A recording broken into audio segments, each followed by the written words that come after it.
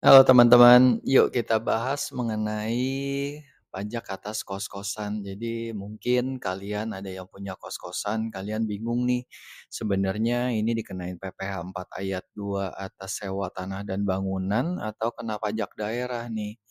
Yuk kita lihat ya. Nah, usaha rumah kos menjadi salah satu usaha yang menjanjikan masyarakat yang memiliki tanah ataupun rumah di dekat area perkantoran atau kampus sering memanfaatkan kondisi tersebut untuk membangun rumah kos. Sebagai pemilik kos, salah satu aspek yang harus dipahami adalah pajak atas sewa kos. Persewaan kos merupakan sewa atas bangunan. Namun, apakah pemilik kos harus menyetorkan PPh sewa bangunan yang biasa kita tahu dengan 10% ya? Apakah terdapat pajak lain yang harus dibayar oleh pemilik kos? Jadi kita bahas dulu mengenai historinya ya. Pajak penghasilan atas sewa bangunan. Sebelumnya, PPh atas penghasilan dari sewa tanah dan bangunan diatur dalam Pasal 1 Peraturan Pemerintah Nomor 5 Tahun 2002, yaitu PP 5 2022. Ketentuan Pasal 1 beserta penjelasannya adalah sebagai berikut. Pasal 1. Atas penghasilan yang diterima atau diperoleh orang pribadi atau badan dari sewa tanah dan atau bangunan berupa tanah, rumah susun, apartemen, kondominium, gedung perkantoran, rumah kantor, toko, rumah toko, gudang, dan industri wajib dibayar pajak penghasilan.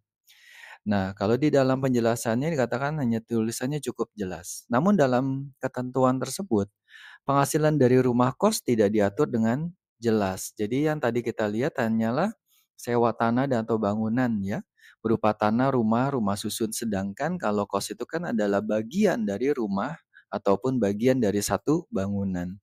Akhirnya hal tersebut kerap menimbulkan multitafsir di kalangan wajib pajak. Nah, itu sejarahnya. Kemudian, mengatasi hal tersebut, pemerintah menerbitkan PP Nomor 34 Tahun 2017 tentang pajak penghasilan atas penghasilan dari sewa tanah dan atau bangunan dengan menggunakan PP 34 2017 yang mencabut PP 5 2002. Pengenaan PPh bagi rumah kos diatur dengan jelas pada memori penjelasan pasal 2 ayat 3 PP 34 tahun 2017. Ketentuannya adalah sebagai berikut. Pasal 2 ayat 1, atas penghasilan dari sewa tanah dan atau bangunan, baik sebagian maupun seluruh bangunan yang diterima oleh orang pribadi ataupun badan dikenai PPh bersifat final. Kemudian di dalam penjelasannya kita langsung masuk ya, kita lihat. Yang dimaksud dengan sebagian dari bangunan adalah areal baik di dalam bangunan maupun di luar bangunan yang merupakan bagian dari bangunan tersebut seperti teras bangunan, kamar dalam sebuah rumah, paviliun, kolam renang, dan sebagainya. Nah, kemudian di dalam pasal 2 ayat 3-nya dikatakan penghasilan sebagaimana dimaksud pada ayat 1 yang tadi telah disebutkan tidak termasuk penghasilan yang diterima atau diperoleh dari jasa pelayanan penginapan beserta akomodasi. Ya, tidak termasuk penghasilan yang diterima atau diperoleh dari jasa pelayanan penginapan beserta akomodasinya. Yang dimaksud dengan jasa pelayanan penginapan antara lain kamar, asrama untuk mahasiswa atau pelajar, asrama atau pondok pekerja dan rumah kos ya. Jadi jelas di sini ada penjelasannya rumah kos. Merujuk ketentuan tersebut, rumah kos bukan lagi menjadi objek sewa PPh sewa bangunan. Rumah kos dikategorikan sebagai jasa pelayanan penginapan yang merupakan salah satu objek dari pajak daerah. Maka dari itu, para pemilik kos tidak menyetor PPh atas sewa bangunan. Ya, ingat ya bahwa rumah kos itu menjadi objek penghasilannya ya, penghasilannya menjadi objek pajak daerah, oke. Tetapi nggak serta-merta hanya begitu, kita juga harus melihat bahwa ada pajak penghasilan atas orang pribadinya. Meski begitu, pemilik kos orang pribadi tetap memiliki kewajiban terkait PPh orang pribadi. Pemilik kos dengan omset tidak lebih dari 4,8 M dapat menggunakan tarif PPh final sebesar 0,5% sesuai dengan PP nomor 55 tahun 2022. Pada Undang-Undang harmonisasi peraturan perpajakan, wajib pajak yang menggunakan tarif PP nomor 5255 tahun 2022 atas penghasilan sampai dengan 500 juta tidak dikenakan pajak. Jadi untung nih kalau kita punya usaha kos tetapi nggak nyampe 500 juta ya kita nggak perlu bayar pajak PPh-nya.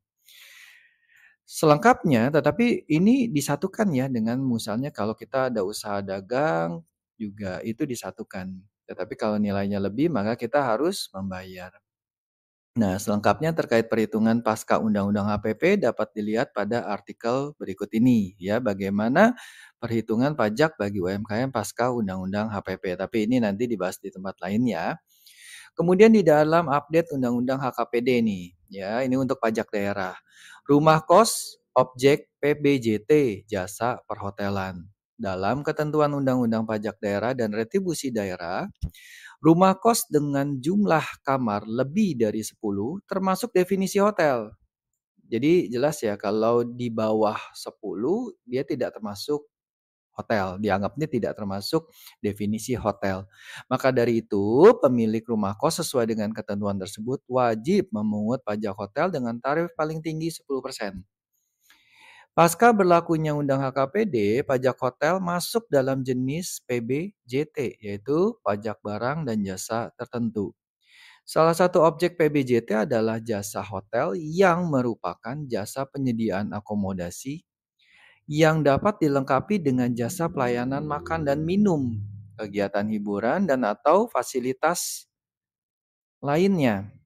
Berbeda dengan ketentuan Undang-Undang PDRD, pada Undang-Undang HKPD tidak menyatakan secara eksplisit kos sebagai objek PBJT. Namun dalam pasal 53 ayat 1 Undang-Undang HKPD terdapat penambahan objek PBJT yaitu jasa perhotelan berupa tempat tinggal pribadi yang difungsikan sebagai hotel. Pada memori penjelasan disebutkan bahwa tempat tinggal pribadi yang difungsikan sebagai hotel adalah rumah, apartemen, dan kondominium yang disediakan sebagai jasa akomodasi selayaknya akomodasi hotel, tetapi tidak termasuk persewaan kontrak atau jangka panjang lebih dari 1 bulan. Dari definisi di atas, rumah kos dianggap sebagai tempat tinggal yang difungsikan sebagai hotel, sehingga termasuk objek PBJT jasa hotel dengan tarif tertinggi 10%. Definisi ini membuka ruang bagi pemerintah untuk memungut PBJT jasa hotel dari rumah kos tanpa melihat batasan jumlah unit rumah kos. Jadi kalau tadinya ditentukan 10, sekarang udah nggak peduli lagi nih tanpa melihat batasan jumlah unit rumah kos. Nah sekarang kita bahas apakah pemilik kos memungut PPN? Selain PPh, jenis pajak lain yang kerap menjadi pertanyaan bagi pemilik kos, apakah rumah kos ini menjadi terhutang PPN? Apakah pemilik kos memungut PPN? Pada pasal 4A Undang-Undang PPN sebagaimana diubah terakhir dalam Undang-Undang HPP, ditegaskan bahwa jasa hotel meliputi jasa penyewaan kamar atau jasa penyewaan ruangan di hotel yang merupakan objek pajak daerah dan bukan merupakan objek PPN. Dengan kata lain, pemilik kos tidak memungut PPN atas sewa kamar kos. Jadi kesimpulannya apa? Kesimpulannya yang pertama bahwa rumah kos itu adalah objek PBJT yang disebut dengan objek pajak daerah. Nilainya berapa? Maka nilainya yaitu 10%. Kemudian apakah selesai sampai di situ? Maka kita juga harus membayarkan PPh atas UMKM yaitu 0,5% jika kalian menggunakan 0,5%. 0,5% ketika melebihi dari 500 juta batasannya ya tentunya. Kemudian untuk dari sisi PPN, apakah itu terhutang? Maka jawabannya tidak, karena itu bukan menjadi objek PPN. Oke, teman-teman, itu aja. Semoga berita ini berguna buat kalian. Terima kasih, bye-bye.